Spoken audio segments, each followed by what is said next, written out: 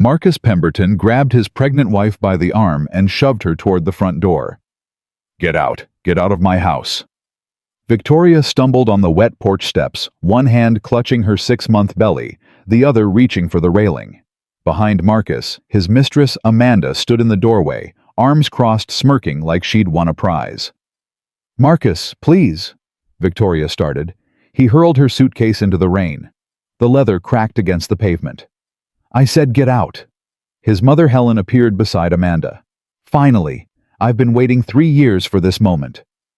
What none of them knew, what would destroy everything Marcus believed about power money, and the woman he just threw into the rain, was that Victoria had already made one phone call, and the man on the other end owned half the city. Drop your city in the comments so I can see how far this story travels. "You're pathetic."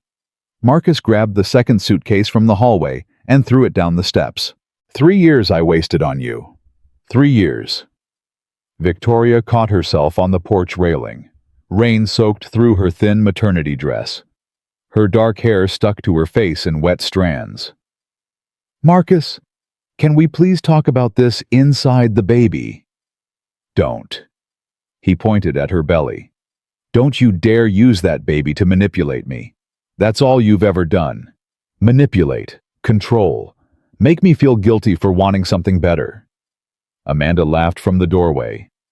"Better honey, a wet paper bag would be better than her." Victoria's jaw tightened. But she didn't respond, didn't cry, didn't beg. She just watched them. Helen Pemberton pushed past Amanda and descended the porch steps. Her silver hair was perfect. Her cashmere sweater probably cost more than Victoria's entire wardrobe. Her face twisted with 3 years of accumulated contempt. "I told you," Helen said to Marcus. "I told you from the beginning she was beneath you. No family, no connections, no ambition. Just a little mouse who trapped my son with her sad eyes and her cheap clothes." "Mother," Marcus started. "No." Helen held up her hand. "I'm done watching you defend her. I'm done pretending she belongs in this family. She never did. She never will." Victoria stood at the bottom of the driveway. Rain ran down her face. Her hand rested on her belly. She said nothing. "Look at her." Amanda sneered. "She doesn't even fight back. What kind of woman just stands there while her husband throws her out? Pathetic." Helen walked toward Victoria. Slow, deliberate, like a predator approaching wounded prey. "You know what I think?" Helen's voice dropped. "I think you got pregnant on purpose. I think you saw my son handsome, successful, going places, and you decided to trap him. Chain him to you forever with a baby he never wanted." Victoria's eyes flickered, just for a moment. Something cold passed through them. "That's not true," she said quietly. "Isn't it?" Helen laughed.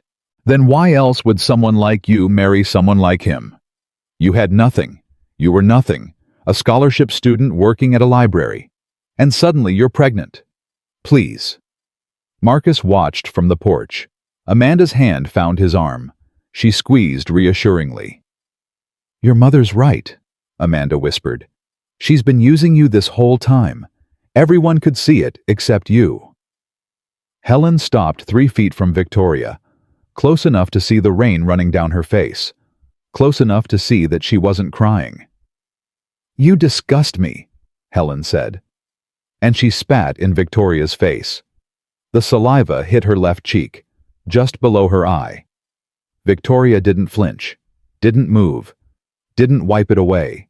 She smiled. Marcus felt something cold crawl up his spine. That smile. It wasn't the smile of a defeated woman. It wasn't the smile of someone who'd been broken. It was the smile of someone who'd been waiting. Victoria's hand moved to her pocket. She pulled out a phone Marcus had never seen before. Sleek. Expensive.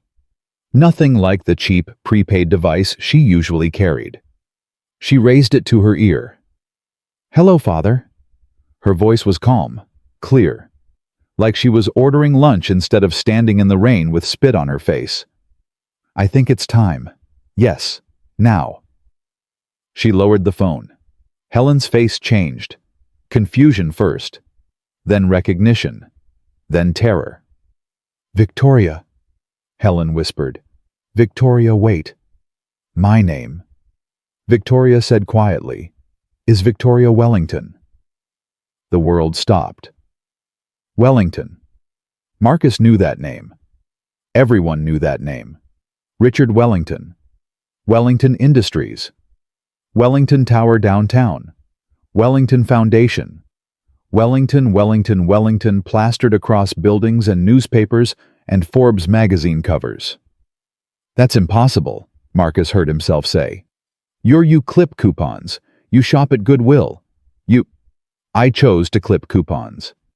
Victoria wiped the spit from her cheek, slowly, deliberately. "I chose to shop at Goodwill. I chose to work at the library for minimum wage.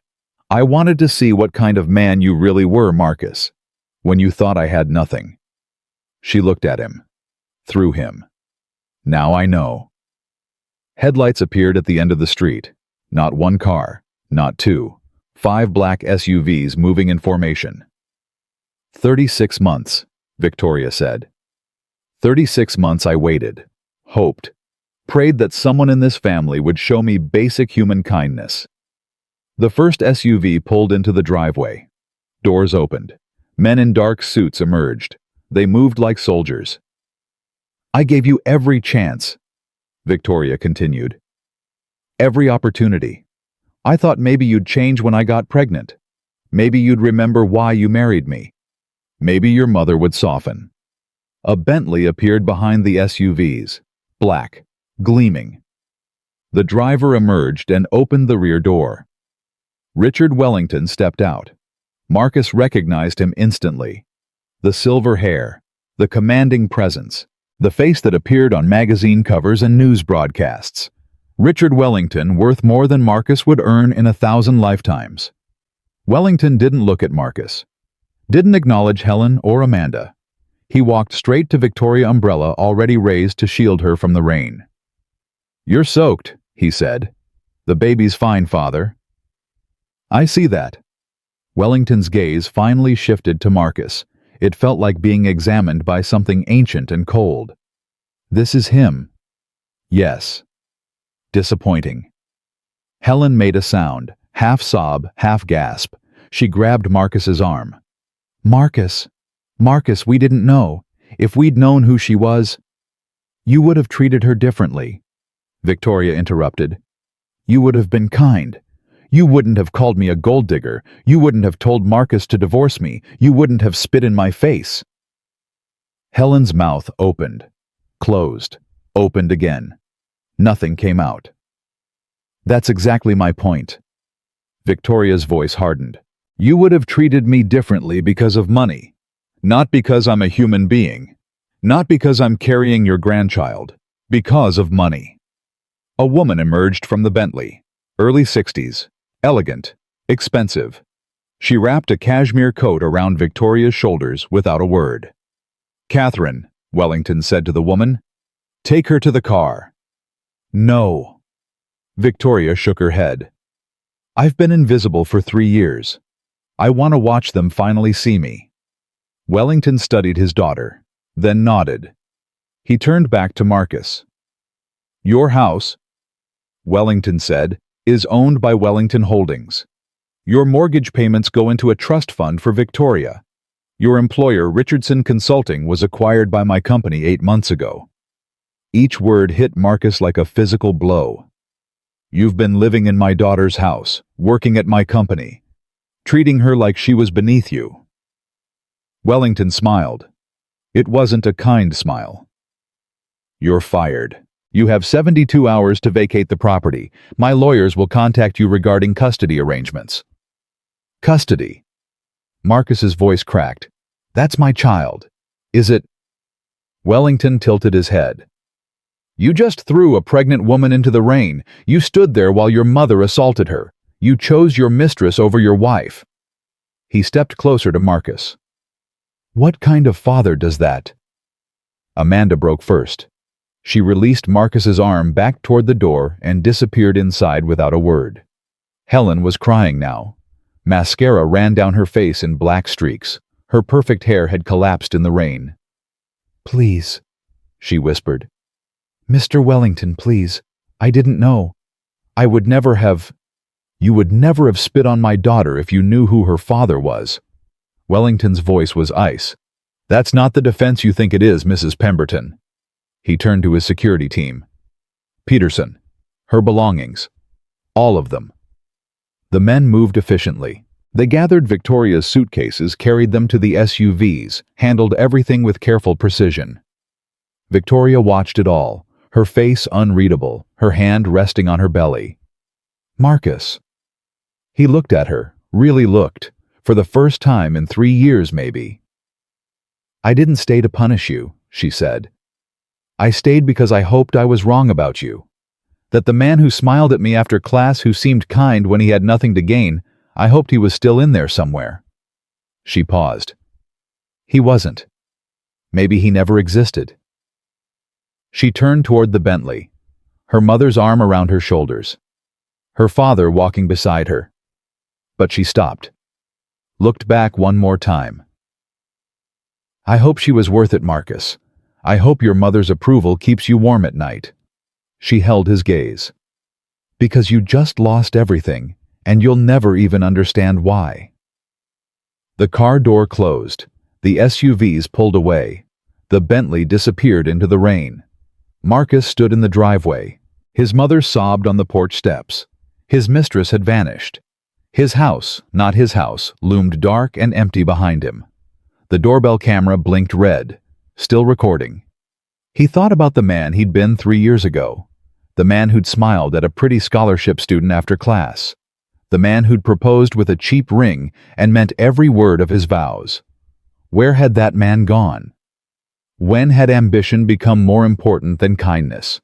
When had his mother's approval become more valuable than his wife's dignity? When had he started seeing Victoria as an obstacle instead of a partner? He didn't know. He just knew it was too late. The rain fell harder. Somewhere in the night, a Bentley carried his pregnant wife toward a life he would never be part of. And Marcus Pemberton, kneeling in a puddle alone, destroyed, finally understood what he'd lost. Not just Victoria. Not just his job and his house and his standing. He'd lost the chance to be a good man. And that was something no amount of begging would ever bring back. 7 months passed. Victoria sat in a pediatrician's waiting room in Portland, Oregon, her 3-month-old daughter Lily sleeping in her arms. She wore faded jeans and a gray sweater. No makeup. Her hair pulled back in a simple ponytail. She looked like any other single mother navigating the chaos of new parenthood. Nobody in this waiting room knew her real name. Nobody knew her father owned buildings in 12 countries. Nobody knew she'd walked away from a fortune that generated more interest in a single day than most people earned in a decade. And that was exactly how she wanted it. Victoria Martinez. The nurse appeared in the doorway with a warm smile. "Dr. Harper is ready for Lily." Victoria gathered the diaper bag, Target not Hermes, and followed the nurse down the hallway. Cartoon characters covered the walls. Children's laughter echoed from examination rooms. This was her life now. Small, quiet, anonymous. Her father had argued against it. "You've proven your point," Richard Wellington had said 3 months after she'd left Marcus standing in the rain. "Come home. Let us take care of you and the baby." But her mother understood.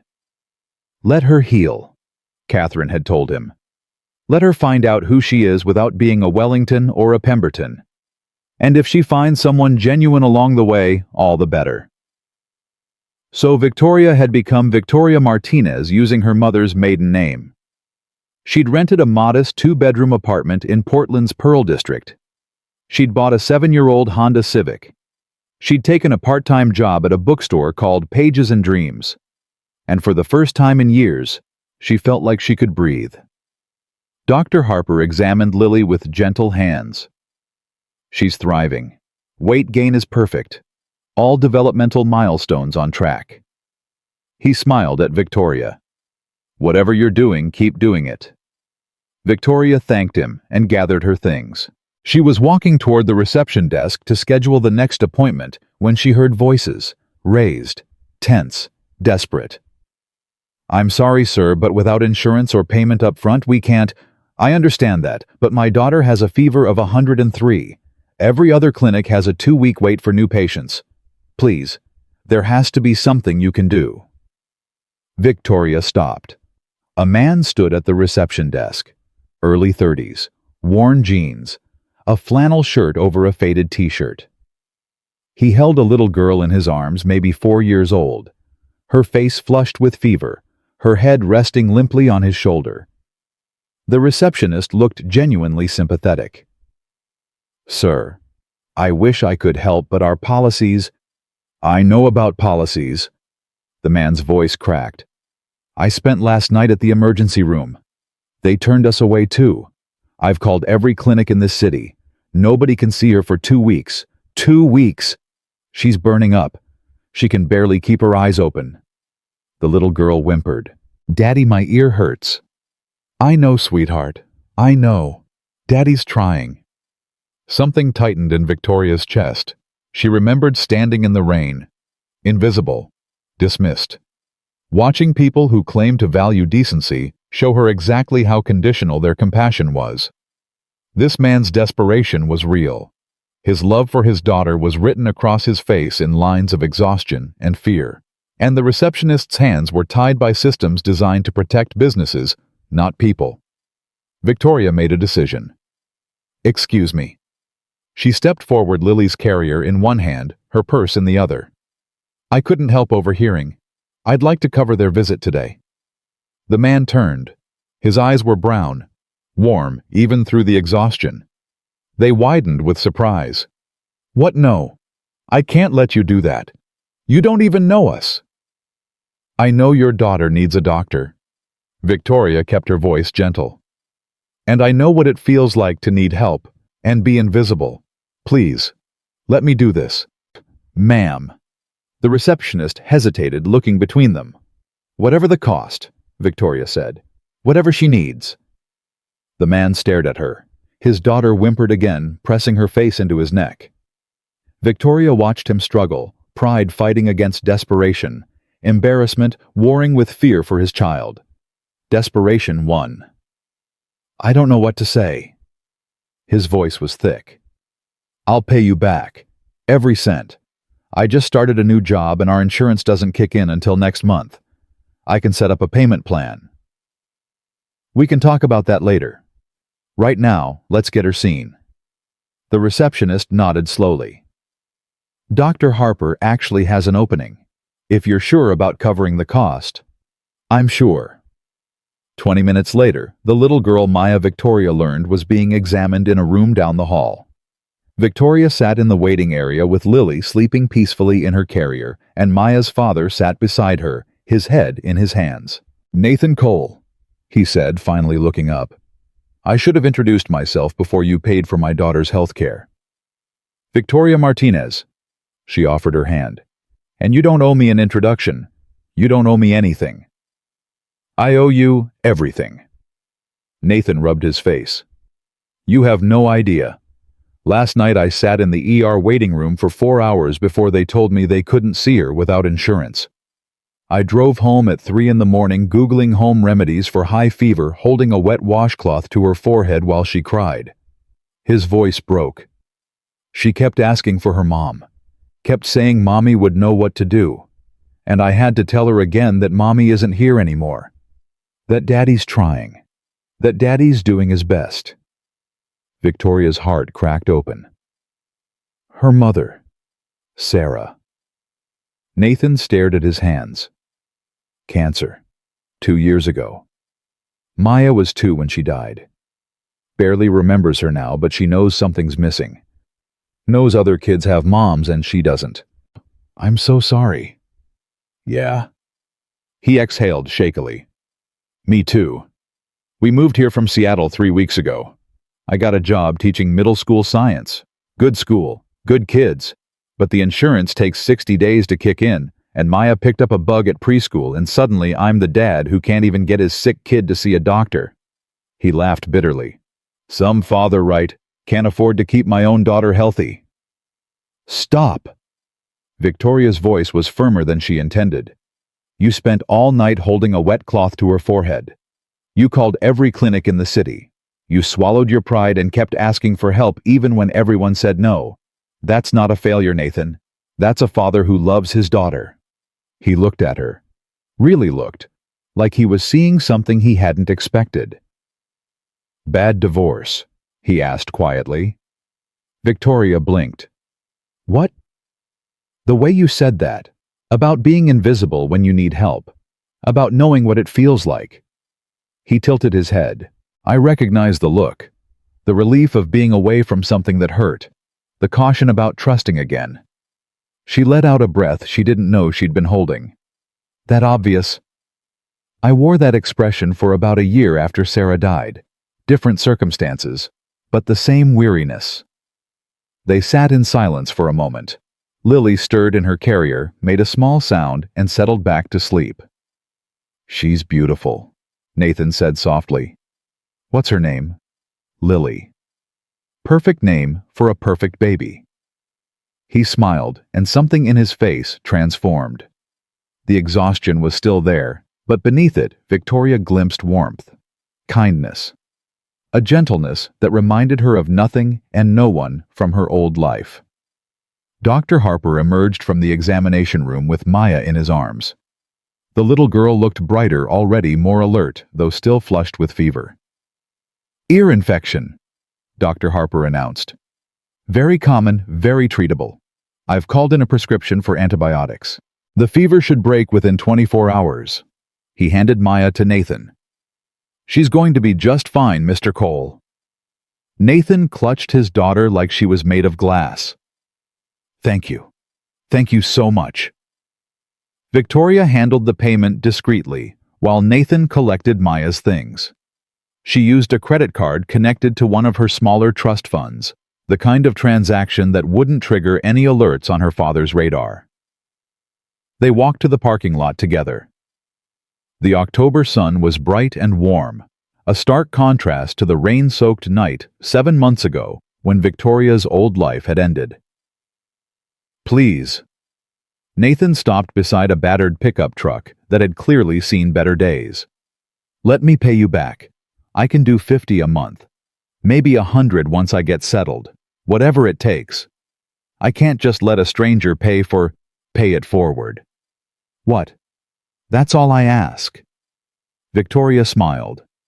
"Someday when you're able, help someone who needs it. That's how you pay me back." Nathan stared at her. His eyes were wet. "You're serious?" "Completely. I don't—" He shook his head. "I don't understand people like you. I really don't. People like me. Kind." He said the word like it was foreign, like he'd forgotten it existed. Genuinely kind, without wanting anything in return. Something twisted in Victoria's chest. A memory of Marcus, of the way he'd smiled at her after class years ago, of the kindness she'd thought she'd seen in him. Kindness that turned out to be nothing but calculation. Was she looking at the same thing now? Another performance, another mask? Or was Nathan Cole exactly what he appeared to be? "Coffee," Nathan said suddenly. "What?" "Let me buy you coffee, as a thank you. There's a place 2 blocks from here, Pages and Dreams. They have a cafe in the back. Best lattes in Portland, and they're very baby-friendly." Victoria's heart did something complicated. "I work at Pages and Dreams," she said. "Part-time. Morning shifts mostly." Nathan's face lit up. "No kidding, Maya and I were there last weekend. She found a dinosaur book she's been obsessed with ever since. The woman who helped us was—" He stopped, squinted at her. "Wait, was that you?" It had been. Victoria remembered them now. The patient father letting his daughter spend 45 minutes choosing the perfect book. Reading passages aloud in different voices. Making T-Rex sounds that drew stares from other customers, but made Maya shriek with laughter. He'd seemed kind that day, too. "That was me," Victoria confirmed. "Your daughter has excellent taste. That's one of our best sellers." "Then coffee is definitely happening."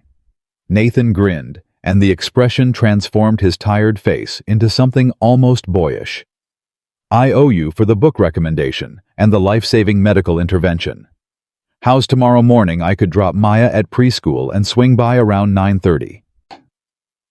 Every instinct Victoria had developed over 3 years of marriage to Marcus screamed caution. She'd trusted too quickly once, believed too easily, mistaken calculation for kindness and paid the price.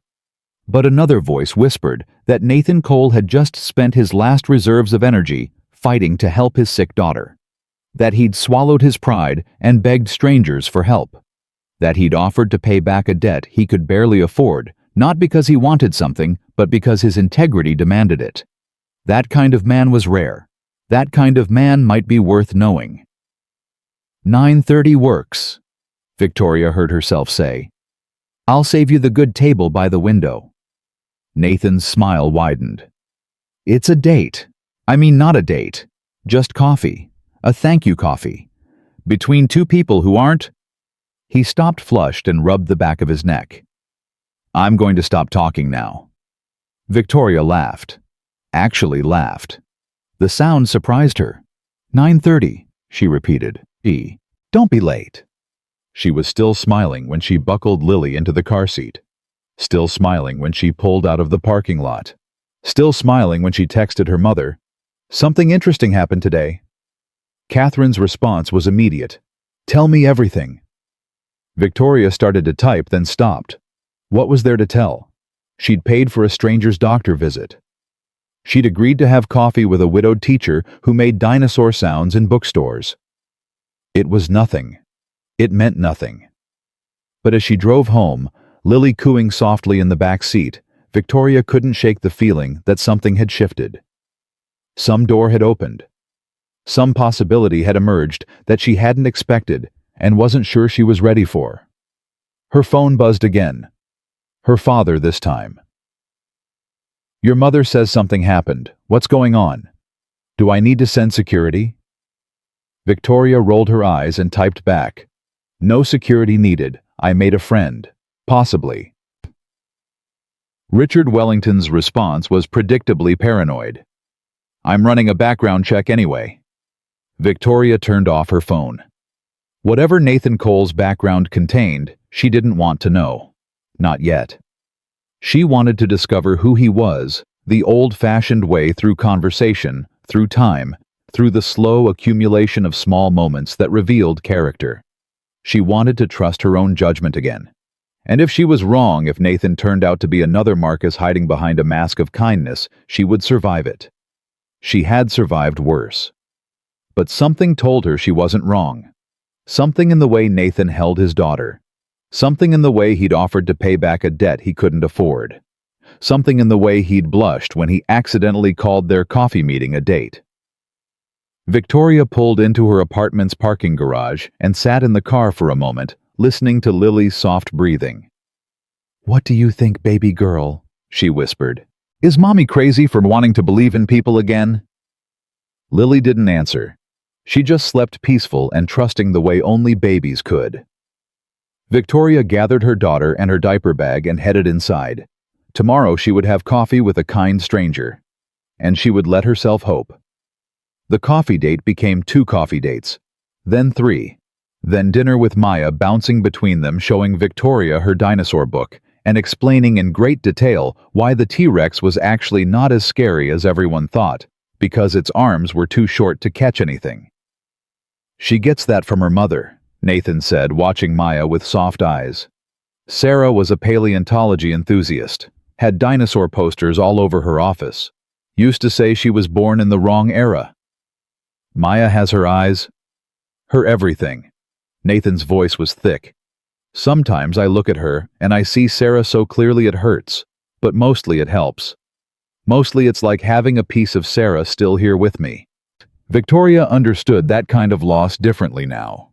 Not the loss of a person to death, but the loss of an illusion. The grief of discovering that someone you loved never really existed at all. Can I ask you something personal? Nathan set down his coffee cup. Maya had wandered to the children's section, happily pulling books off shelves and building what she called a dinosaur tower. Ask. Your ex. The bad divorce. Nathan hesitated. What happened? Victoria had been waiting for this question, had rehearsed answers that were true but incomplete, had prepared explanations that wouldn't reveal too much. But sitting across from Nathan, watching his open, honest face, she found herself wanting to tell the truth. I married someone who seemed kind, she said slowly. He smiled at me after class one day. We talked about books and dreams and what we wanted from life. He proposed with a ring he'd saved 4 months to buy. I thought I'd found someone real. She paused. But he wasn't real. He was performing kindness because it got him what he wanted. And when he decided he wanted something else, the performance stopped. Nathan was quiet for a moment. His mistress, among other things. Victoria's jaw tightened. His mother hated me from day one, called me a gold digger, said I was beneath them. The night I left, the night he threw me out, she spat in my face. And he just stood there, watched it happen. Didn't say a word. Nathan's expression shifted. Something dark flickered in his kind eyes. Where does he live? Victoria blinked. What? Your ex. Where does he live? I'm not a violent person. I've never been in a fight in my life. But I teach middle school. I know people. Big people. People who owe me favors. He leaned forward. No one treats the mother of a child that way and walks away clean. Despite everything, Victoria laughed. That might be the most romantic thing anyone's ever said to me. I'm serious. I know. That's what makes it romantic. She reached across the table and touched his hand. But you don't need to defend my honor. He's already lost everything that mattered to him. Trust me. Nathan studied her. Something in his gaze suggested he heard more in those words than she'd intended to reveal. You're not just a bookstore employee, are you? Victoria's heart stopped. What do you mean? The way you handled that receptionist at the doctor's office. The credit card you used, I saw the name on it. Victoria Wellington. The way you talk about your ex losing everything. He shook his head slowly. I'm not stupid, Victoria. I know when pieces don't fit together. She pulled her hand back. Nathan. And I don't care. The words hung between them. Whatever you're hiding, Nathan continued, whoever you really are, I don't care. I care about the woman who paid for my daughter's medical care when she was a stranger. I care about the woman who listens to Maya talk about dinosaurs for an hour without getting bored. I care about the woman who makes me feel like maybe someday I might be ready to feel something again. He reached across the table, took her hand. You don't have to tell me anything you're not ready to tell. But know this, I'm not going anywhere. Whatever secrets you're carrying, they're not going to scare me off. Victoria stared at their joined hands. This was the moment. The test. The opportunity to see if Nathan was real, or if he was just another performer waiting for the right information to exploit. She could tell him everything. Watch his face for the calculation. Watch kindness transform into greed the way it had with Marcus. Or she could wait. Watch him a little longer. Let time reveal what words couldn't. Coffee tomorrow, she asked quietly. Nathan smiled. Coffee tomorrow. And Victoria let herself hope a little more. 6 months after that first coffee date, Victoria stood in Nathan's tiny apartment kitchen, watching him attempt to make dinner while Maya helped by stirring an empty pot with great concentration. Lily sat in her bouncer on the counter, watching everything with wide, curious eyes. The secret to spaghetti, Nathan announced, is love, and also garlic, mostly garlic. Daddy, I'm helping, Maya reminded him. You're the most important helper. Without you, the invisible sauce would never get stirred. It's very important sauce, Maya agreed solemnly. Victoria laughed and pulled out her phone to capture the moment. Nathan covered in tomato sauce. Maya stirring air with fierce determination. Lily kicking her feet in delight. This was her life now. Not Wellington galas and designer gowns. Not Pemberton passive aggression and social climbing. Not performance and calculation and the constant exhausting work of trying to be enough for people who would never be satisfied. Just this: spaghetti and garlic, and a man who made dinosaur sounds for his daughter and looked at Victoria like she was the most miraculous thing he'd ever seen. It wasn't perfect. They had hard conversations about money. Nathan refusing to let Victoria pay for things, insisting on splitting every check even when she knew he couldn't afford it. They had harder conversations about the future, what they wanted, where they were going, whether two broken people could build something whole together. But it was real. More real than anything Victoria had ever known. Victoria. Nathan's voice pulled her from her thoughts. Can you grab the cheese from the fridge? Maya has declared this a extra cheesy night. Extra cheesy, Maya corrected. My apologies. Extra cheesy. Victoria retrieved the cheese, grating it into the sauce, while Nathan stirred and Maya supervised. Lily babbled commentary from her bouncer. And for one perfect moment, everything was exactly as it should be. Then Victoria's phone buzzed. She glanced at the screen. A text from her father. Call me immediately, it's urgent. Her stomach dropped. Everything okay? Nathan noticed her expression. I'm not sure. Can you give me a minute? She stepped into Nathan's small living room and called her father's private line. He picked up on the first ring. Marcus Pemberton filed for custody modification, Richard Wellington said without preamble. His lawyer submitted paperwork this morning. He's claiming he's stabilized his life and wants joint custody of Lily. The floor tilted beneath Victoria's feet. That's not possible. He has supervised visitation twice a month. He's barely used it. He's missed the last 4 visits. His lawyers are spinning it as you denying access. They're claiming you moved to Oregon to alienate him from his daughter. That's insane. He threw me into the rain when I was 6 months pregnant. His mother assaulted me. There's video. I know. Our legal team is already on it. But Victoria... Her father paused. They're digging into your life there, your new identity. They found out about the bookstore, about your apartment. Victoria's blood went cold. Nathan. They're going to find him too. And when they do, they're going to use him against you. Claim you're exposing Lily to unvetted individuals. Claim you're prioritizing your love life over your daughter's safety. Nathan isn't a threat.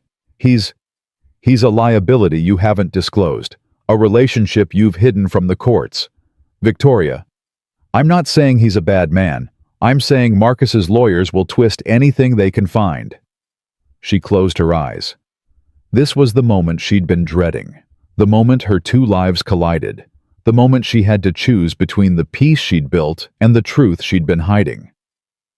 What do I do? Come home. Bring Lily. Let our lawyers handle this. Richard's voice softened. And if this Nathan is worth keeping, bring him too. It's time he knew who you really are.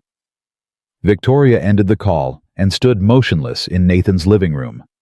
Behind her, she could hear Maya's laughter, Nathan's voice warm and teasing, Lily's happy babbling. A family. Not by blood, but by choice. By love. By the slow, careful work of building trust day by day. And now Marcus was threatening to destroy it all. She walked back into the kitchen. Nathan looked up, concern immediate in his eyes. What's wrong? We need to talk. Victoria's voice was steady, but her hands were shaking. Tonight, after Maya's in bed, there's something I have to tell you. Nathan studied her for a long moment. Okay. He reached out, squeezed her hand. Whatever it is, we'll figure it out together. But Victoria wasn't sure they could. Because tonight, she had to tell Nathan Cole that the woman he loved wasn't Victoria Martinez. Tonight, she had to tell him the truth, and she had no idea if he would still want her after she did. Maya fell asleep at 8:30, clutching her dinosaur book, her fever long gone, but the habit of early bedtimes remaining. Nathan tucked her in, kissed her forehead, and closed the door softly behind him. Victoria sat on the couch, Lily asleep in her arms. She hadn't moved since dinner, hadn't spoken more than necessary. Her mind was racing through possibilities, calculating outcomes, preparing for the worst. Nathan sat down beside her, close but not touching, waiting. "You're scaring me," he said quietly. "Whatever this is, just say it." Victoria looked at him. This man who made dinosaur sounds for his daughter, who offered to track down her ex-husband with middle school connections, who insisted on splitting checks he couldn't afford because his pride mattered more than his wallet. She was about to lose him. "My name isn't Victoria Martinez." Nathan didn't react, just waited. "It's Victoria Wellington.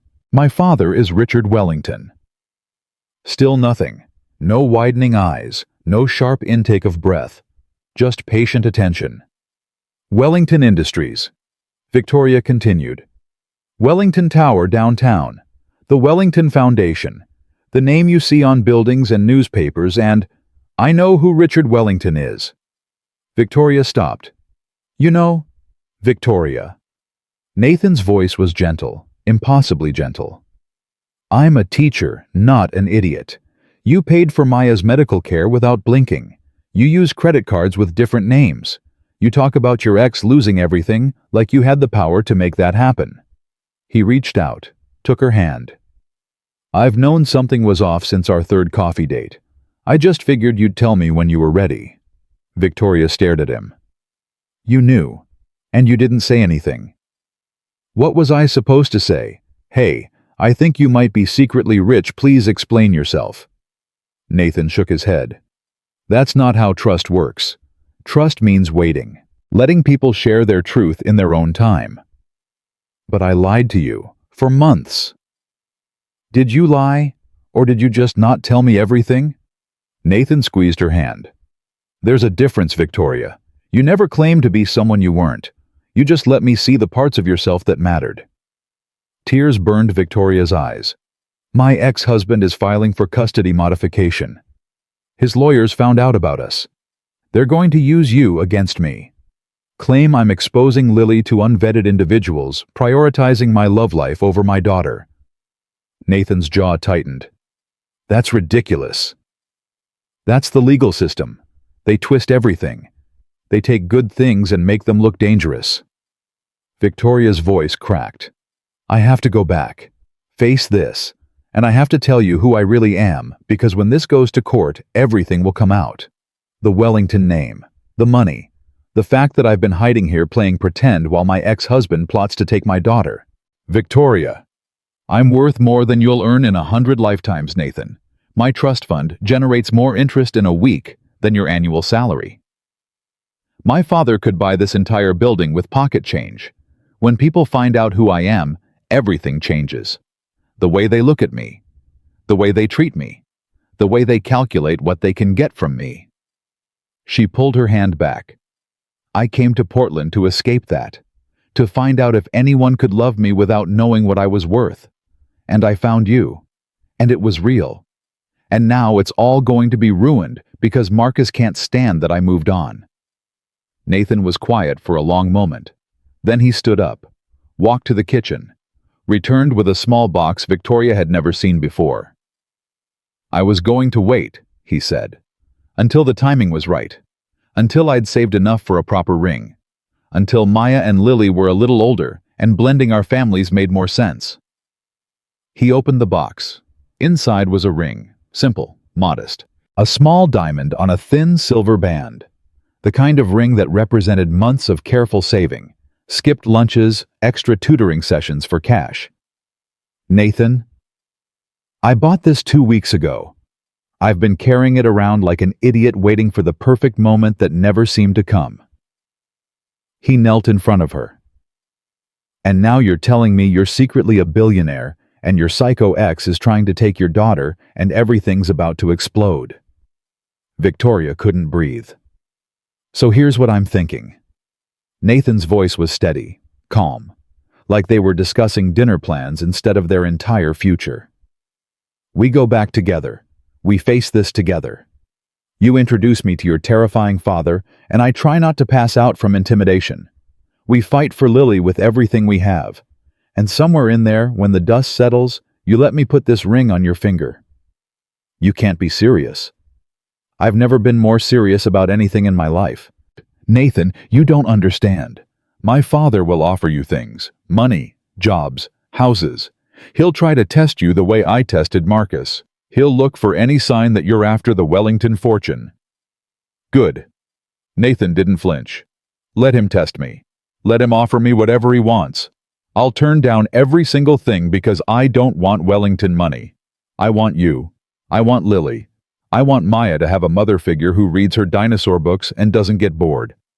I want Sunday mornings making terrible pancakes together and fighting over who has to change diapers and building a life that has nothing to do with trust funds or towers or whatever else comes with your last name. Tears streamed down Victoria's face. Why? She whispered. Why aren't you running? Why aren't you freaking out? Because 6 months ago, a stranger paid for my daughter's medical care when I was at rock bottom. Because that stranger turned out to be the kindest, strongest, most beautiful woman I've ever met. Because she made me believe I could feel something again after losing Sarah. Nathan reached up, wiped the tears from her cheeks. The money doesn't change any of that. Your last name doesn't change any of that.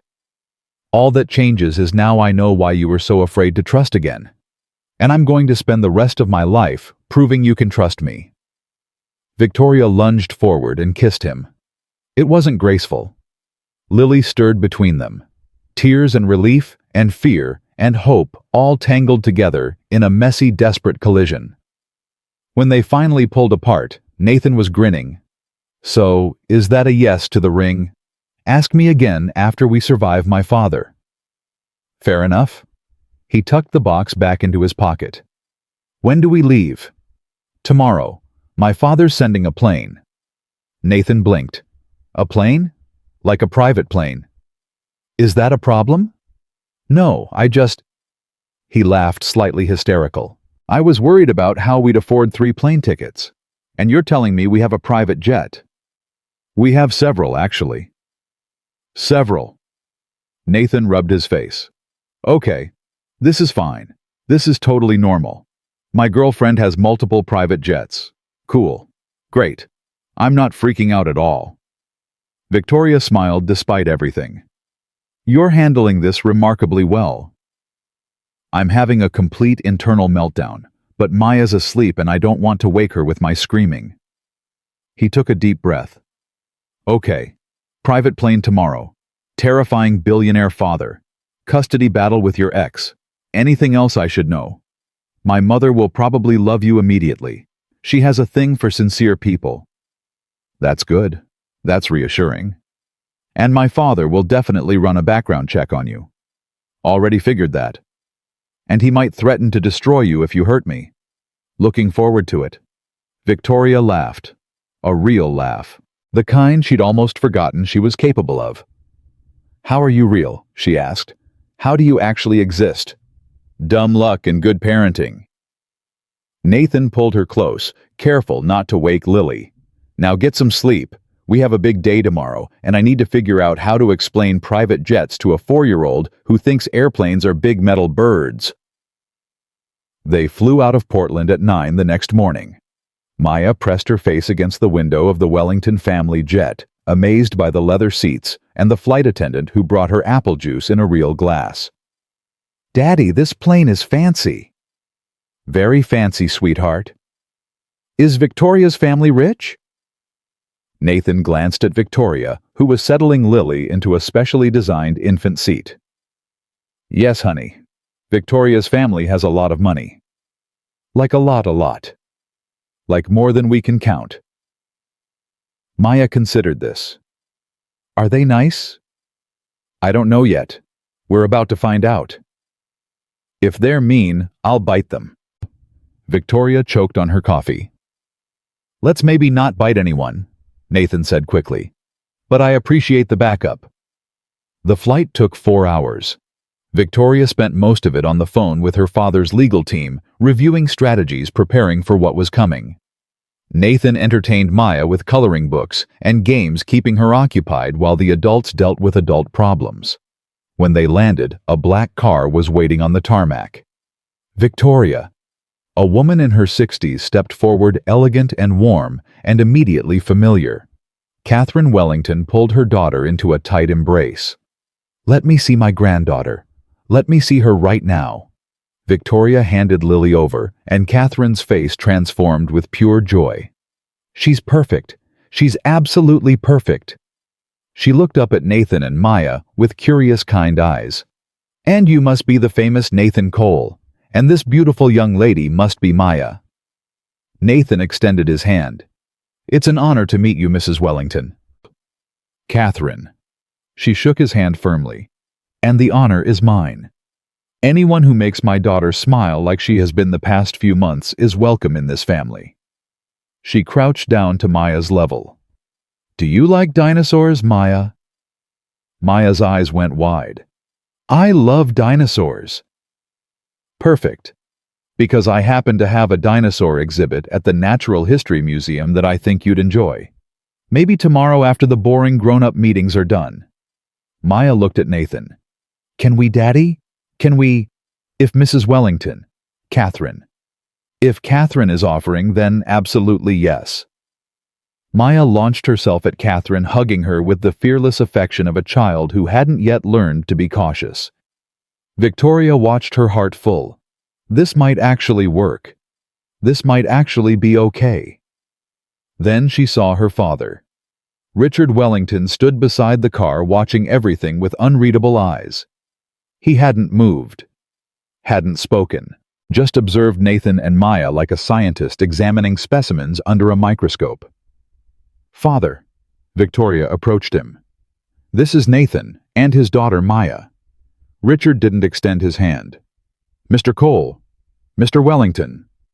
Nathan didn't flinch under the scrutiny. "Thank you for sending the plane. Maya has informed me that fancy airplanes are her new favorite thing." "Is that so?" "She's also threatened to bite anyone who's mean to Victoria, so I'd watch out if I were you." Catherine laughed. Richard didn't. "We should go," Richard said. "The lawyers are waiting." The drive to the Wellington estate took 45 minutes. Nathan spent most of it staring out the window, clearly overwhelmed by the scale of wealth surrounding him. The gates, the grounds, the mansion that was larger than Maya's entire school. "You okay?" Victoria asked quietly. "Processing." Nathan squeezed her hand. "This is a lot." "I know." "Like a lot." "I know." "Maya's going to ask if we can move into a castle." Despite everything, Victoria smiled. "We can discuss castle logistics later." The legal team was waiting in Richard Wellington's study. 5 lawyers, 3 paralegals, and enough paperwork to fill a small library. Catherine took Maya to explore the house, promising ice cream and dinosaur stories. Lily was handed off to a nanny. Victoria trusted a woman who'd worked for the Wellington family for 20 years. Nathan sat beside Victoria, his hand on her knee, grounding her. "Here's where we stand," the lead attorney said. "Marcus Pemberton has filed for joint custody modification, claiming his life has stabilized and he's prepared to be an active father. His lawyers are citing your relocation to Oregon as evidence of parental alienation." "That's absurd," Victoria said. "He threw me out of the house when I was pregnant. He's missed 4 consecutive visitation appointments." "We have documentation of everything." The attorney spread papers across the desk.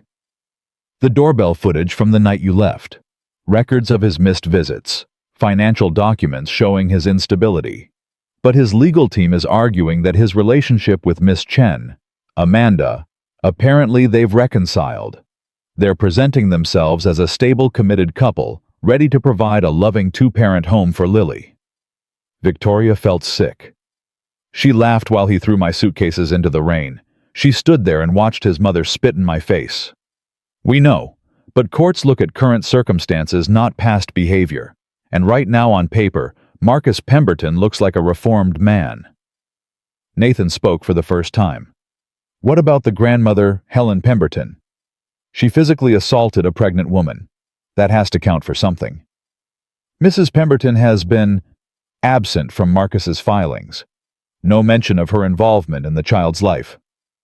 The attorney frowned.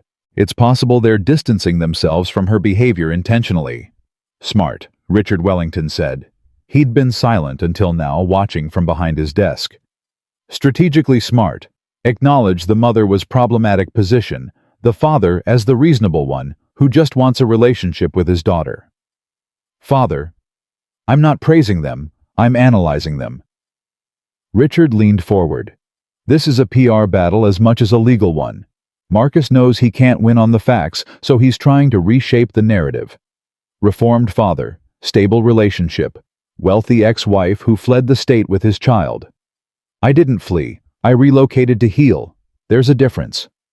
In court, perception matters more than reality. Richard's eyes shifted to Nathan. Which brings us to Mr. Cole. Nathan straightened. Sir, Marcus's lawyers know about you.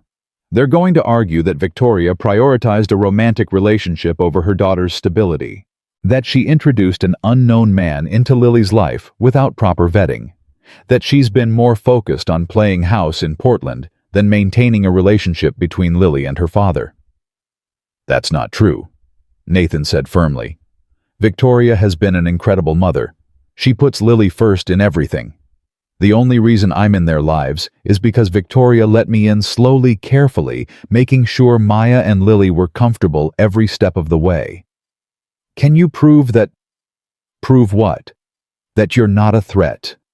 That your background is clean. That you don't have any skeletons that Marcus's lawyers can dig up and use against my daughter. Nathan's jaw tightened. I'm a middle school science teacher. I've never been arrested. Never done drugs, never been in any legal trouble. My wife died of cancer, and I've spent the last 2 years trying to be the best father I can be for our daughter. He met Richard Wellington's gaze without flinching. I have nothing to hide. Check whatever you want. You won't find anything. I already did. Silence. I ran a complete background check on you the day Victoria mentioned your name. Credit history. Employment records, social media presence, interviews with former colleagues and neighbors. Richard pulled a folder from his desk. You're clean, Mr. Cole. Remarkably so. Victoria's heart pounded. Then why the interrogation? Because I wanted to see how he'd react under pressure. Richard almost smiled. Almost. Anyone can be charming when things are easy. Character reveals itself when things get hard. He looked at Nathan with something that might have been respect. You passed, Mr. Cole. Congratulations. Nathan exhaled slowly. With all due respect, sir, I'm not here to pass your tests. I'm here because Victoria needs support, and I love her, and I'm not going to let some entitled ex-husband take her daughter because he can't stand that she moved on. Richard studied him for a long moment. Good answer. The legal strategy meeting continued for another 3 hours. By the time it ended, Victoria's head was spinning with motions and depositions and custody evaluations. But one thing was clear, Marcus wasn't going to win. Not with the evidence they had. Not with the Wellington legal team behind her. Not with the truth on her side. The question was how much damage he could do before he lost. That night, Victoria found her father alone in his study, staring at old photographs. You should be sleeping, Richard said without turning around. So should you. She sat in the chair across from his desk. The same chair she'd sat in as a child, asking for help with homework. The same chair she'd sat in when she told him she was marrying Marcus Pemberton. I remember when you brought him here, Richard said quietly. Marcus, you were so certain, so convinced you'd found a good man. I was wrong. You were hopeful. There's a difference. Richard finally looked at her. I wanted to tell you then. I had investigators dig into his background, found the debt, the social climbing, the way he talked about you differently when he thought no one was listening. Victoria's stomach dropped. You knew before I married him. I knew he wasn't who he pretended to be. Richard's voice was heavy with old regret. But you were so happy, so determined. And your mother convinced me that you needed to make your own mistakes, that protecting you from everything would only weaken you. She was right. Was she? Richard shook his head. I watched you suffer for 3 years. Watched you diminish yourself to fit into his small life. Watched his mother tear you down piece by piece. And I did nothing because I thought you needed to learn on your own. Father, when you called me that night standing in the rain with spit on your face, I wanted to destroy them. Not just financially, not just professionally. I wanted to erase Marcus Pemberton from existence. His hands clenched. But you asked me not to. You asked me to let you handle it. To trust you. And you did. And I'm still not sure it was the right choice. Richard looked at her with something she rarely saw in his eyes. Vulnerability. Fear. What if I should have intervened earlier? What if I could have prevented all of it? Victoria stood, walked around the desk, took her father's hands in hers. If you'd intervened, I never would have known my own strength. I never would have learned to trust my own judgment. I never would have gone to Portland and found Nathan. She squeezed his hands. The pain was real, but so was the growth. I'm stronger now than I was before Marcus broke me, and I have you to thank for letting me find that strength myself. Richard's eyes glistened. When did you become so wise? I learned from watching you, and Mom, and from making my own mistakes. Victoria smiled. Nathan is real father. He's not Marcus. He's not performing kindness for what he can get. He offered to marry me before he knew I was a Wellington. He's been saving for months for a ring he can barely afford. I know. Then trust me. Trust that I've learned. Trust that I know the difference now between calculation and kindness. Richard was quiet for a long moment. Bring him to breakfast tomorrow. Let's see how he handles your mother's interrogation. Her interrogation is worse than yours. Much worse. She'll ask about his feelings. Victoria laughed. He'll survive. We'll see. She kissed her father's cheek and walked to the door. Victoria, she turned. I'm proud of you. Whatever happens with this custody case, whatever Marcus throws at us, I'm proud of the woman you've become. Victoria's throat tightened. Thank you, Father. Now go get some sleep. We have a war to win. Victoria closed the study door behind her and found Nathan waiting in the hallway. How much did you hear? She asked. All of it. He pulled her into his arms. Your father is terrifying, and also possibly the most loving parent I've ever encountered. He's complicated. He's human. Nathan kissed her forehead. Now come to bed. Maya's already asleep in the biggest room she's ever seen. Lily's in the nursery with the world's most qualified nanny, and you need rest. I don't know if I can sleep. Then we'll lie awake together. Either way, you're not facing this alone. They walked upstairs hand in hand. Tomorrow, the real battle would begin. But tonight, Victoria felt something she hadn't felt in years. Safe. The custody hearing was scheduled for 9 in the morning. Victoria arrived at the courthouse with Nathan on one side and her father on the other. Catherine stayed home with Maya and Lily, promising dinosaur movies and homemade cookies. Whatever happens in there, Nathan said as they climbed the steps, remember who you are. Not Wellington, not Pemberton. You, the woman who stood in the rain and didn't break. The woman who rebuilt her life from nothing. The woman I fell in love with. Victoria squeezed his hand. Stay close. I'm not going anywhere. The courtroom was smaller than Victoria expected. Wood paneling, fluorescent lights. A judge's bench that looked worn from decades of broken families and bitter disputes. And there at the opposite table sat Marcus Pemberton. He looked different. Thinner. His suit was cheaper than the ones he used to wear. His hair was grayer at the temples, but his eyes were the same. Calculating. Hungry. Watching Victoria with an intensity that made her skin crawl. Amanda sat behind him in the gallery. She looked uncomfortable, out of place, like she wasn't sure why she'd agreed to come. Helen Pemberton was nowhere to be seen. All rise. The Honorable Judge Patricia Morrison presiding. The judge was a woman in her 60s with silver hair and sharp eyes. She settled into her seat, reviewed the papers in front of her, and looked at both parties without expression. This is a custody modification hearing regarding the minor child Lily Pemberton born 14 months ago to Victoria Wellington Pemberton and Marcus Pemberton. She looked at Marcus. Mr. Pemberton, you've filed for joint custody claiming changed circumstances. Is that correct? Marcus stood. Yes, Your Honor. I've made significant changes in my life since the divorce. I've stabilized my finances, entered a committed relationship, and I'm prepared to be the father my daughter deserves. Mrs. Wellington? The judge turned to Victoria. Your response. Victoria's attorney stood. Your Honor, Mr. Pemberton has made these claims, but the evidence tells a different story. Since the divorce was finalized, he has missed 4 consecutive scheduled visitation appointments. He has made no attempt to contact his daughter or inquire about her well-being. His financial records show continued instability, and his relationship with Miss Amanda Chen is the same relationship that contributed to the breakdown of his marriage. Marcus's attorney jumped in.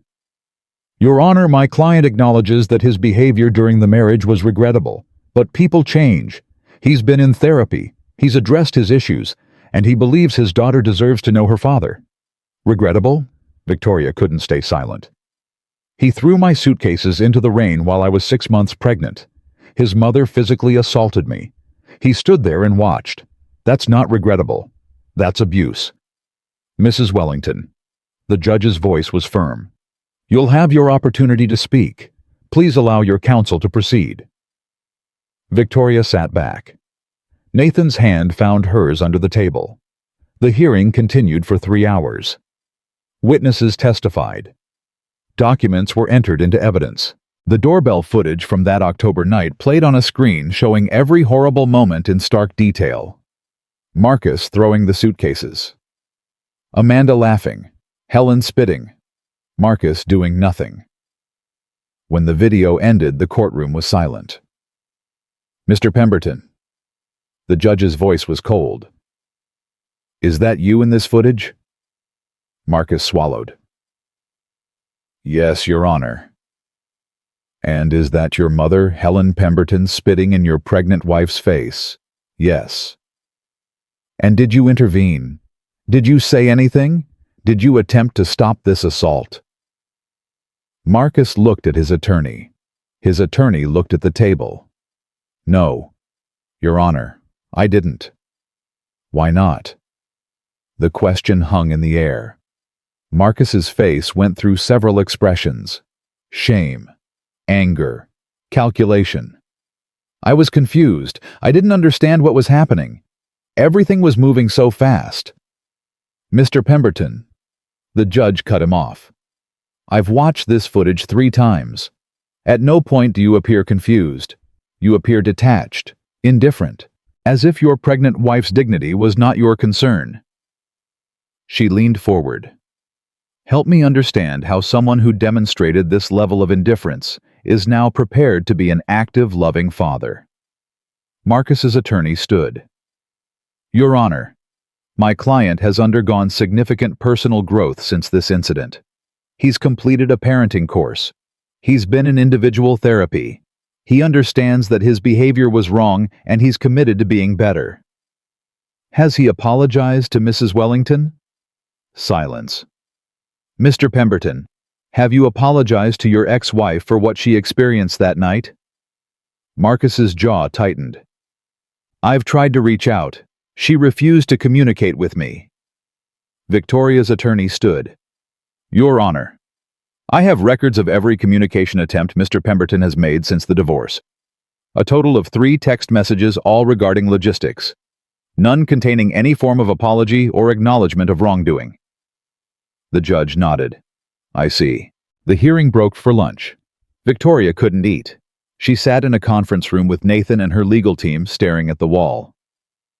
How do you think it's going? Nathan asked. Hard to say.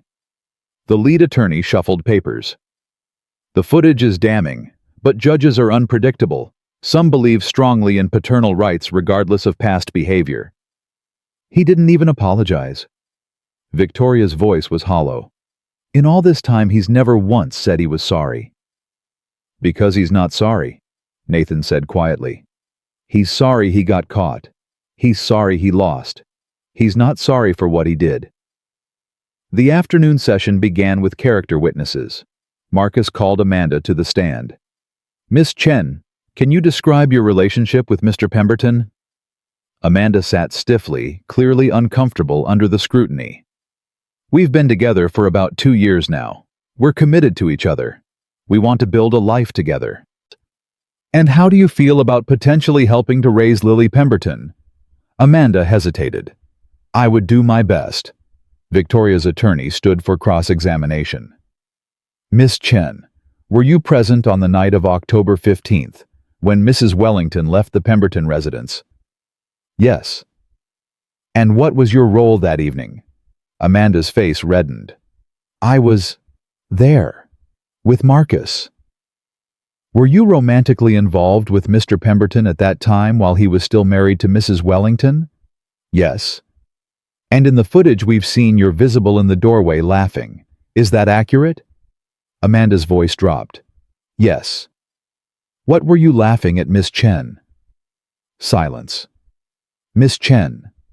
I was laughing at Victoria, at the situation. Amanda's voice cracked. I'm not proud of it. I was different then. We were all different. Were you different, or were you simply not facing consequences? Marcus's attorney objected. The judge sustained, but the damage was done. Amanda stepped down from the witness stand, looking like she wanted to disappear. Victoria was called next. She took the stand with her head high. Nathan caught her eye from the gallery and nodded. You've got this. Mrs. Wellington, can you describe your marriage to Mr. Pemberton? Victoria took a breath. When I met Marcus, I thought I'd found a good man. He was kind, attentive. He proposed with a ring he'd saved 4 months to buy, and I thought that meant something. I thought it meant he valued me for who I was, not what I could give him. And what changed? He changed. Or maybe he stopped pretending. I'm not sure which. Victoria's voice steadied. His mother made it clear from the beginning that I wasn't good enough. I didn't have the right family, the right connections, the right pedigree. And Marcus never defended me, never stood up for me, just let her chip away at my self-worth piece by piece. Did you tell Mr. Pemberton how his mother's behavior affected you? Many times. He always said I was being too sensitive, that his mother meant well, that I needed to try harder to fit in. And when you discovered you were pregnant? Victoria's hand moved to her stomach reflexively. I hoped things would change. I hoped a baby would remind him what mattered. That family was more important than appearances. That love was more important than ambition. Did things change? Yes, they got worse. He resented the pregnancy, resented that I was tired and sick and couldn't perform the way he wanted. He started staying late at work, started being unavailable on weekends. And then I found out about Amanda. How did you find out? Credit card statements. He was paying for her apartment with cash advances, buying her gifts, taking her to restaurants we couldn't afford. Victoria's voice hardened. I confronted him. He denied it at first. Then he admitted it but said it was my fault, that I'd driven him away by being so focused on the baby.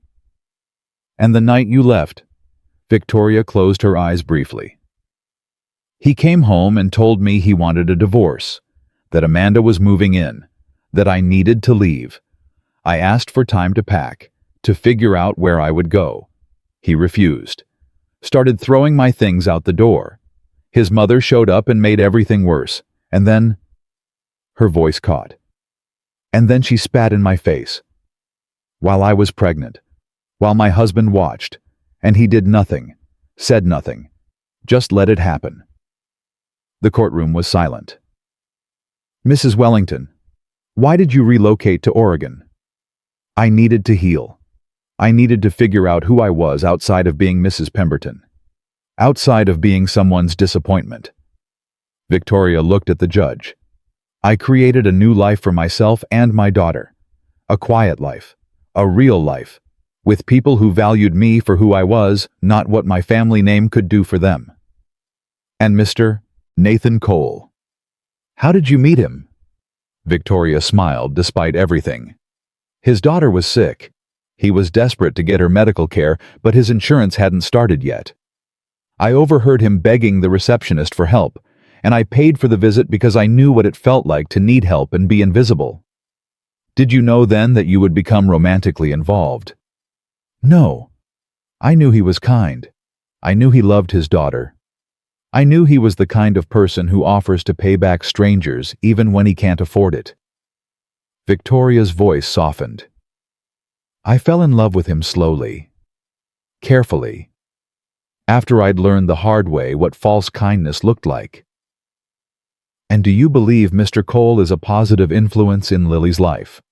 I believe Nathan Cole is the best thing that's happened to me and my daughter since we left that house in the rain.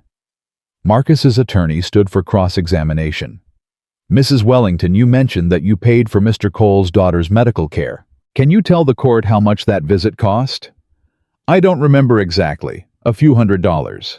And you paid that without hesitation? Yes. Because you have significant financial resources, isn't that correct? Victoria's attorney objected. Your Honor, Mrs. Wellington's financial situation is not relevant to this custody matter. I'll allow it, the judge said. But tread carefully, counselor. Marcus's attorney continued. Mrs. Wellington, you're the daughter of Richard Wellington, one of the wealthiest men in the country. Is that correct? Yes. And during your marriage to Mr. Pemberton, you concealed this fact from him. I didn't conceal it. I chose not to disclose it. There's a difference. Is there?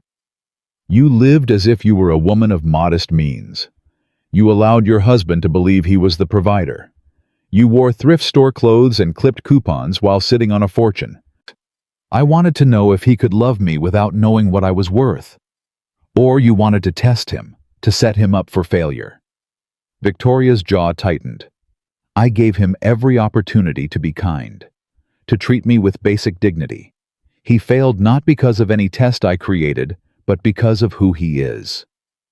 But you did test him, didn't you? And when he failed your test, you destroyed his life, his job, his home, his reputation. I revealed who he was. The destruction was a consequence of his own actions. Mrs. Wellington, isn't it true that you used your family's wealth and influence to systematically dismantle your husband's career? My father made business decisions that were his right to make. Business decisions that conveniently punished the man who wronged his daughter. Victoria leaned forward. My husband threw me into the rain while I was pregnant. His mother assaulted me. He chose his mistress over his family. If there were consequences for those choices, they were earned. The attorney smiled thinly. So you admit you wanted him to suffer consequences. I wanted him to understand that actions have results, that you can't treat people like garbage and expect no repercussions. Even if those repercussions affect his ability to be a father to your daughter. Victoria paused. He had every opportunity to be a father. He chose not to take it. He missed visits. He stopped calling. He moved on with his mistress and forgot he had a daughter until he saw a chance to hurt me again. You believe this custody filing is an attempt to hurt you.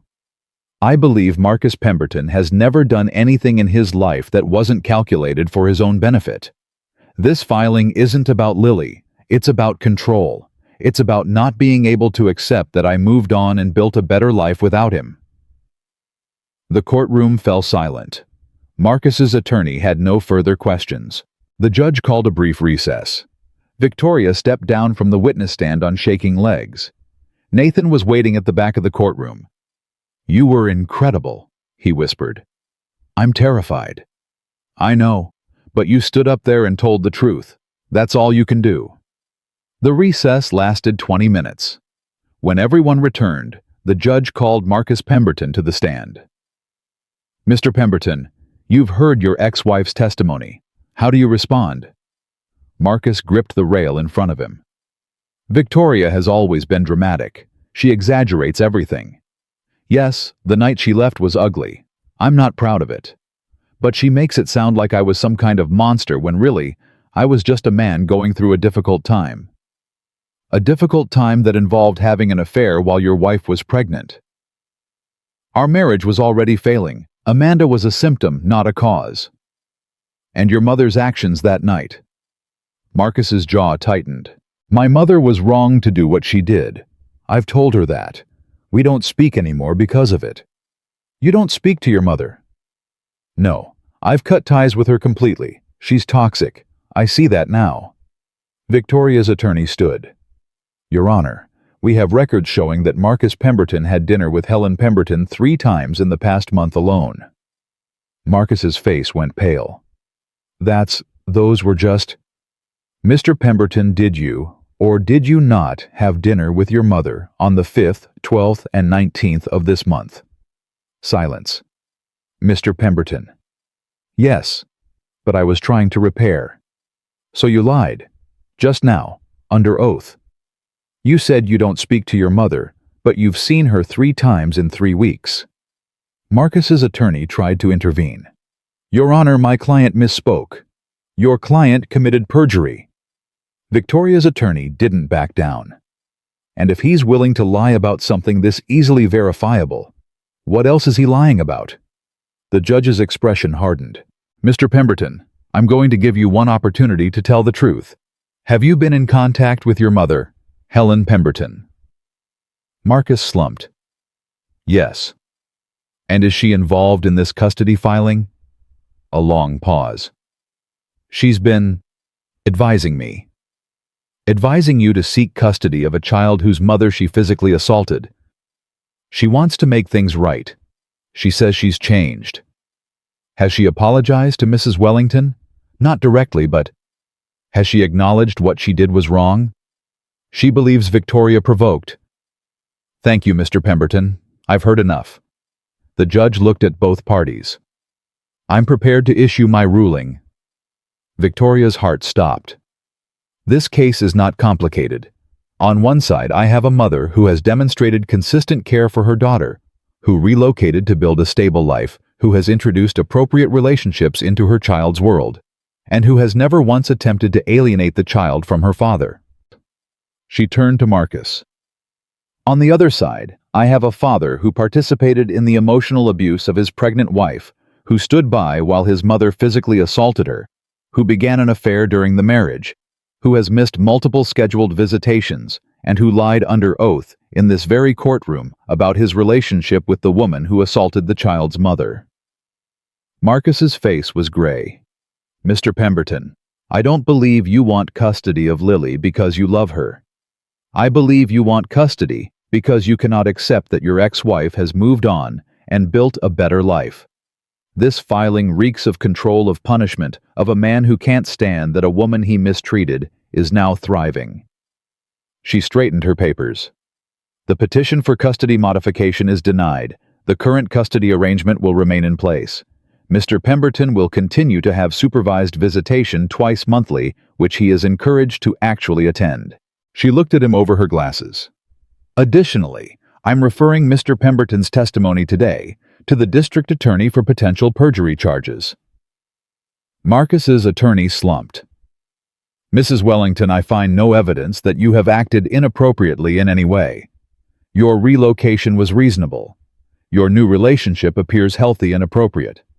And your devotion to your daughter is evident. The judge stood. Court is adjourned. Victoria couldn't move. It was over. Nathan reached her first, pulling her into his arms right there in the courtroom. You did it. You won. We won. Richard Wellington appeared beside them, his expression unreadable. Well fought, he said quietly. Then to Nathan. You stayed the whole time. Never wavered. Where else would I be? Richard nodded slowly. Dinner tonight. My house. We have things to discuss. He walked away before Nathan could respond. Was that approval? Nathan asked. That was my father saying he's ready to accept you. I can't tell if I should be relieved or more terrified. Victoria laughed. A real laugh. The first one in days. Both. Definitely both. They walked out of the courthouse together into the afternoon sun. Marcus was standing on the steps, alone. Amanda was nowhere to be seen. He looked at Victoria with something she'd never seen in his eyes before. Defeat. Victoria. She stopped. Nathan's hand tightened on hers. I'm sorry. The words hung in the air. I'm sorry for everything. The affair. The way I treated you. The way my mother treated you. All of it. His voice cracked. I was so focused on what I thought I wanted that I couldn't see what I already had. Victoria studied him, this man she'd married, this man she'd believed in, this man who'd thrown her into the rain and watched his mother degrade her. I believe you're sorry, Marcus. I believe you regret what you lost. She paused. But I don't believe you understand why what you did was wrong. You're sorry you lost. You're not sorry you hurt me. That's not true. It is true, because if you were truly sorry for hurting me, you wouldn't have filed this custody motion. You wouldn't have put Lily in the middle of your need for control. You would have shown up for your visitations and been a father instead of trying to use the courts to punish me for moving on. Marcus had nothing to say. Goodbye, Marcus. Victoria walked past him without looking back. Nathan followed. They were halfway to the car when Nathan spoke. You okay? I think so. Victoria took a deep breath. I think I've been waiting 3 years to say that. To finally close that chapter. And now? She looked at him. This man who made dinosaur sounds for his daughter. Who offered to marry her before he knew she was a Wellington. Who stood beside her through everything without wavering. Now we go home. We have dinner with my parents. And we start the next chapter. Nathan smiled. I like the sound of that. They drove away from the courthouse, leaving Marcus Pemberton standing alone on the steps. He watched them go until the car disappeared around the corner. Then he sat down on the cold stone and buried his face in his hands. He'd lost everything. And for the first time, he understood it was entirely his own fault. Dinner at the Wellington estate that night was unlike anything Nathan had ever experienced. The dining room could have held his entire apartment twice over. Crystal chandeliers hung from ceilings that seemed impossibly high. The table was set with china that probably cost more than his annual salary. But Maya didn't care about any of that. Grandma Catherine, can dinosaurs eat mashed potatoes? Catherine Wellington smiled at the little girl who had somehow in the span of 48 hours started calling her grandma. I think dinosaurs would love mashed potatoes, sweetheart. Even T-Rex. Especially T-Rex. Nathan watched the exchange with wonder. His daughter, the child of a middle school teacher and a woman who'd died too young, was sitting at a billionaire's table being doted on by people who had every reason to dismiss her. But they didn't dismiss her. They embraced her. Mr. Cole. Richard Wellington's voice cut through Nathan's thoughts. The older man was watching him with those sharp, calculating eyes. Sir, walk with me. It wasn't a request. Nathan glanced at Victoria. She nodded encouragingly. He stood, kissed Maya on the head, and followed Richard Wellington out of the dining room.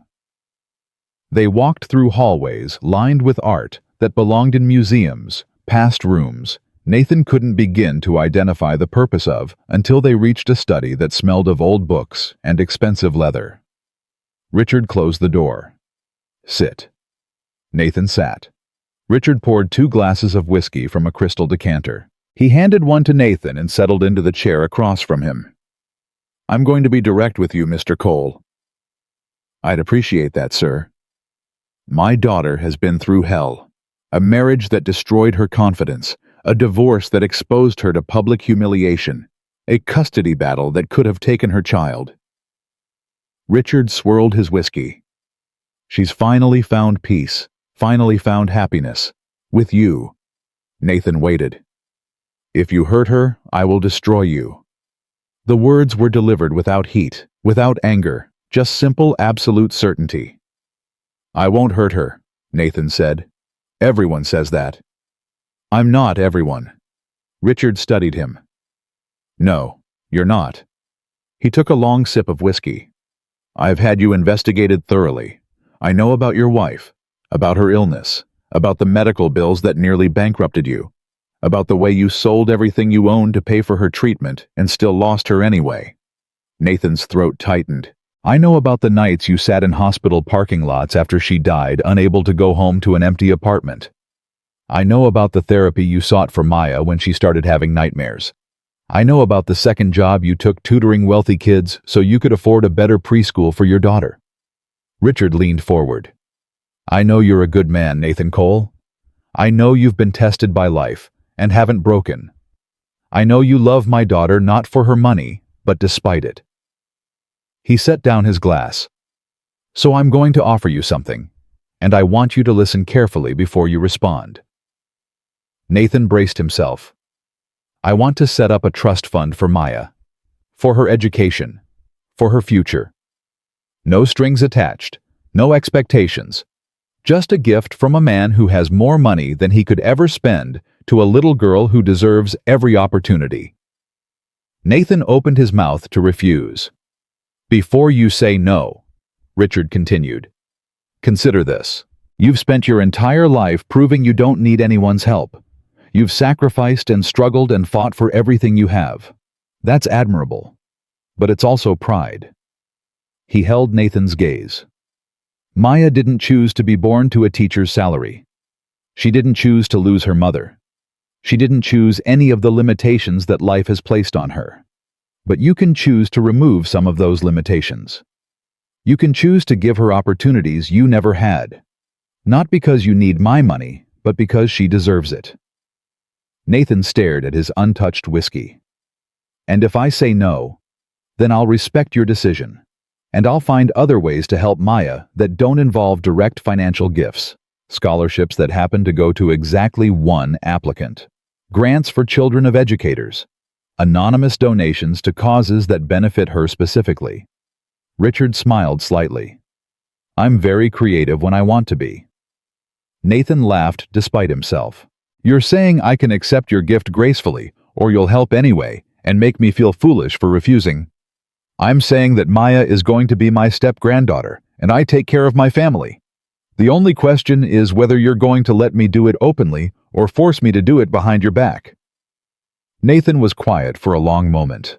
He thought about Sarah, about the promises he'd made her when she was dying, about taking care of Maya, about giving her everything she deserved. He thought about pride, about how he'd refused help from everyone after Sarah died, because accepting help felt like admitting he couldn't handle things alone.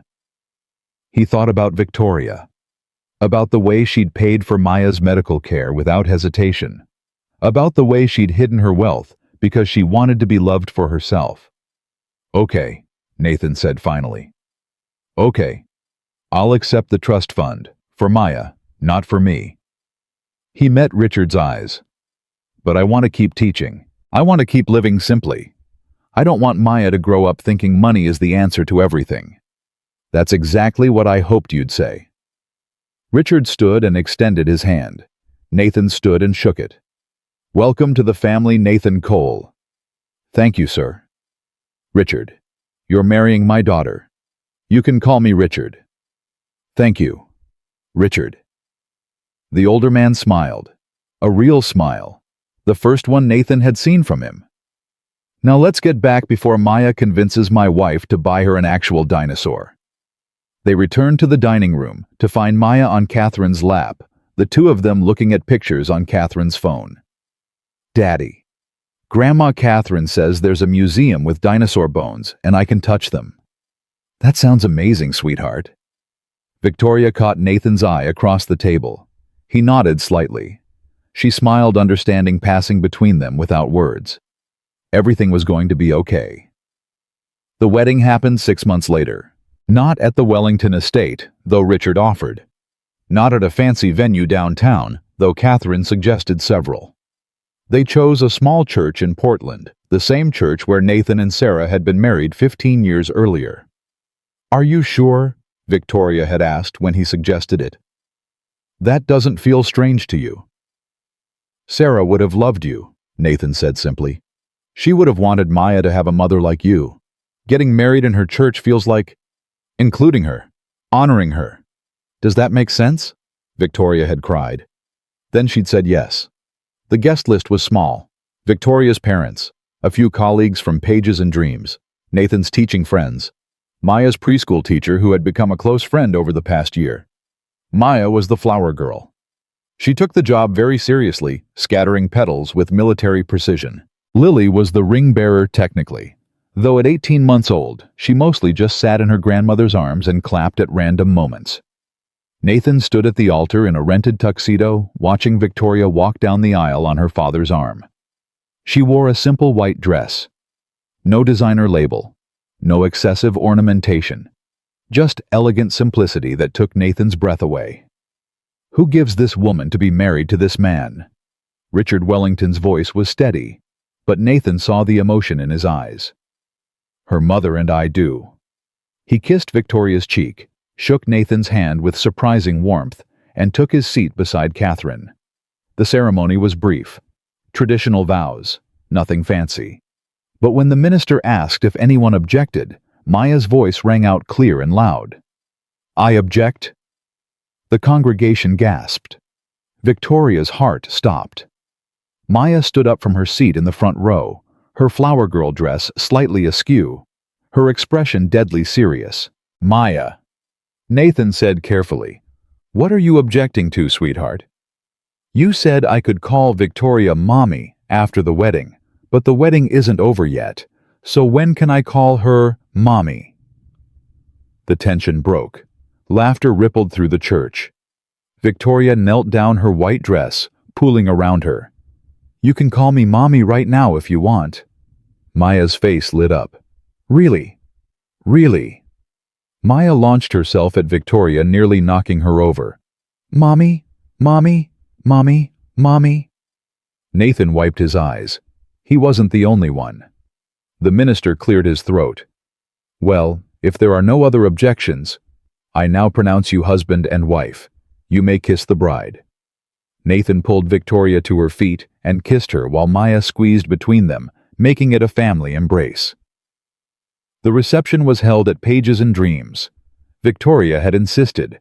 The bookstore had closed for the day, transformed with fairy lights and flowers into something magical. Maya led Lily around by the hand, showing her all the best hiding spots among the bookshelves. Richard Wellington danced with his daughter, looking slightly awkward but genuinely happy. Catherine Wellington danced with Nathan, her grace making up for his complete lack of rhythm. "Thank you," she said quietly. "For what?" "For bringing my daughter back to life." Catherine's eyes glistened. "After Marcus, I was afraid she'd never trust anyone again, never let anyone close. And then you appeared, this kind, patient man who loved her without knowing anything about her family or her money." "I still don't really care about the money," Nathan admitted. "I know. That's why you're perfect for her." The song ended. Richard reclaimed his wife. Nathan found Victoria by the window watching Maya read to Lily from a dinosaur book. "Hey, wife." "Hey, husband." He wrapped his arms around her from behind. "How does it feel?" "Like I finally figured out what I was looking for." "And what's that?" Victoria turned in his arms. "This. A family. People who love me for me. Not for Wellington money or Wellington connections. Just me." "You're pretty lovable." "You're biased." "Absolutely. Doesn't make it less true." They swayed together, not quite dancing, just holding each other. "I want to tell you something," Victoria said. "Anything." "I'm pregnant." Nathan went still. "What?" "I found out yesterday. I was going to wait until after the wedding to tell you, but I can't keep secrets from you anymore." She pulled back, searching his face. "Is that okay? I know we didn't plan it, and Maya and Lily are still so young and—" Nathan kissed her. Long. Deep. Everything he couldn't put into words. When he finally pulled back, they were both breathless. "Is that a good reaction?" Victoria asked. "That's the best news I've ever gotten. After I do." Victoria laughed. "We're going to need a bigger apartment. We're going to need a bigger life. Good thing we have time to figure it out." They stood together watching their daughters play, surrounded by books and friends and family. This was the life Victoria had dreamed of during those dark 3 years with Marcus.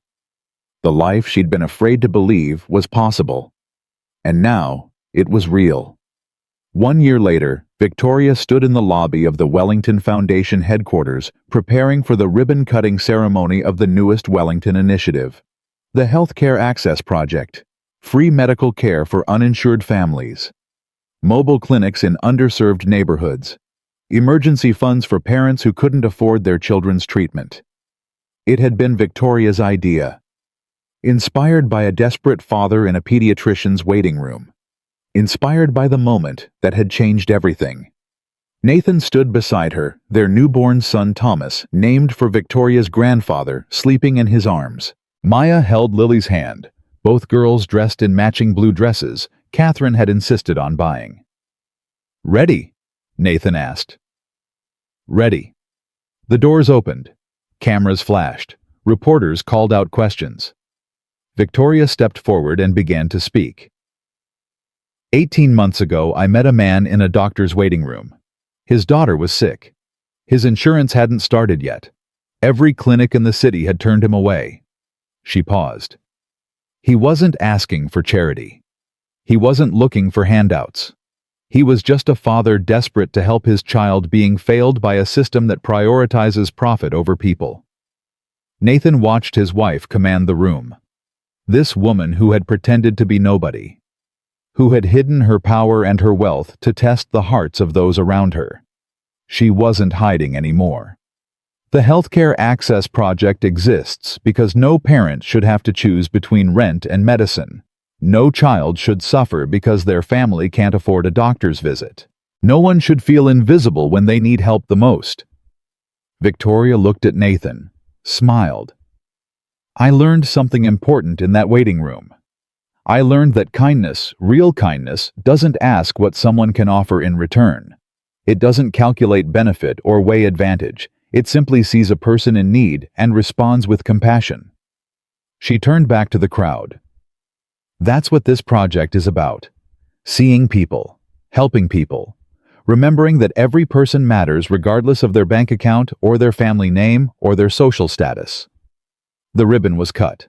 The cameras flashed again. The crowd applauded. Afterward, when the reporters had gone and the donors had been thanked, Victoria found a quiet corner with her family. Maya had fallen asleep on Nathan's shoulder. Lily was examining a potted plant with intense concentration. Baby Thomas was making the soft sounds of a newborn discovering the world. You know what's funny? Nathan said. What? If your father had intervened when you married Marcus, if he'd told you the truth about him, if you'd never gone through any of it, we never would have met. Yeah. Nathan shifted Maya's weight carefully. All that pain, all that suffering, it led you to a pediatrician's waiting room in Portland, where a desperate teacher was begging for help he couldn't afford. Victoria leaned into him. I used to hate what Marcus did to me, hate the years I wasted, hate the person I became when I was with him. And now I'm grateful, because that person, the woman who stood in the rain and survived, she's the one who knew how to recognize you. She's the one who understood what real kindness looked like because she'd experienced the absence of it. Nathan kissed her forehead. I love you, Victoria Wellington Cole. I love you too, Nathan Cole. They stood together in the quiet, surrounded by the foundation they'd built, not just the building, but the family, the life, the future. Outside, the city moved and breathed, full of people struggling and hoping and trying to find their way. Victoria knew their struggles now. She'd lived them. And she'd spend the rest of her life using her fortune not to elevate herself above others, but to lift others up beside her. That was the lesson Marcus had taught her without meaning to.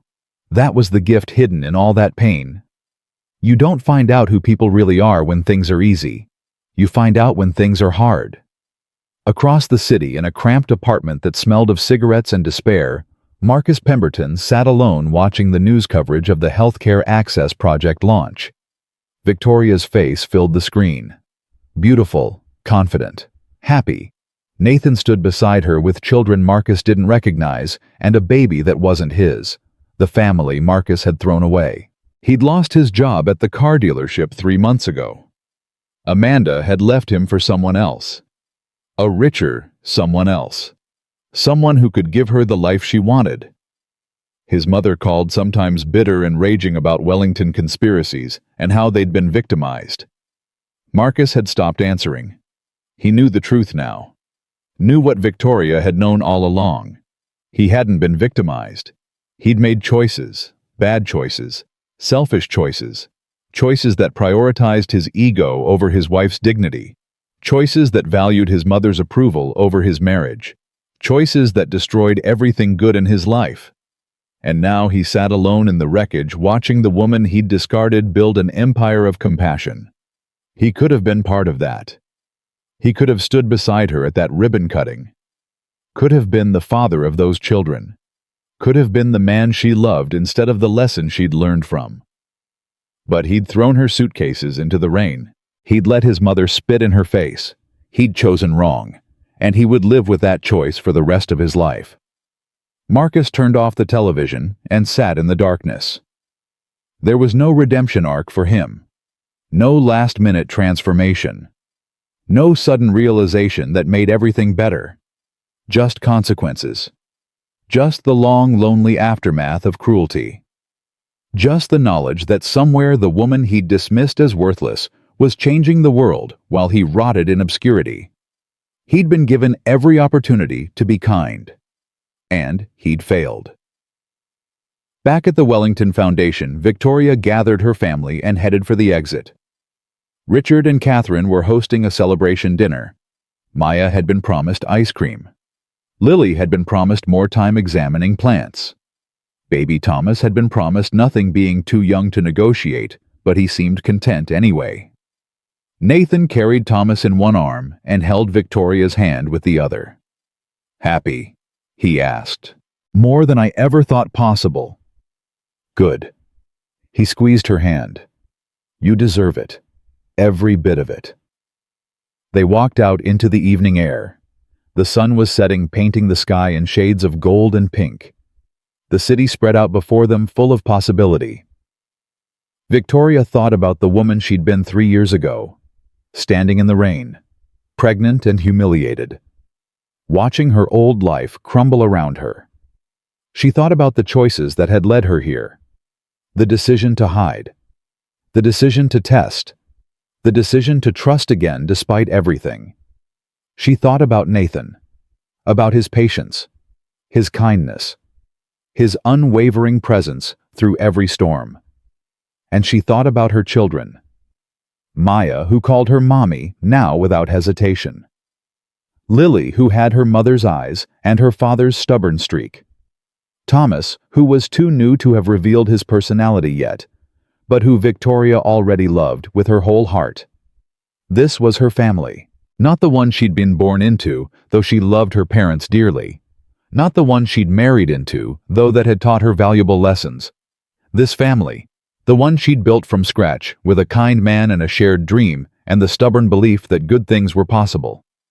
"Mommy?" Maya tugged at her dress. "Yes, sweetheart. Are we going to have ice cream now?" "We're going to have ice cream now. With sprinkles.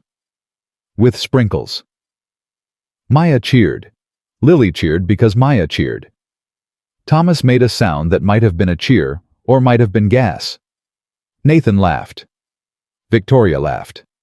And they walked together into the sunset, a family forged not by blood or obligation, but by choice. By love. By the simple revolutionary act of being kind when it would have been easier not to be. Some stories end with revenge. with the villain defeated and the hero triumphant. This story ended differently. It ended with a woman who had learned that the best revenge wasn't destruction. It was happiness. It was building something beautiful from the ashes of something broken. It was proving once and for all that kindness wasn't weakness. It was the greatest strength of all.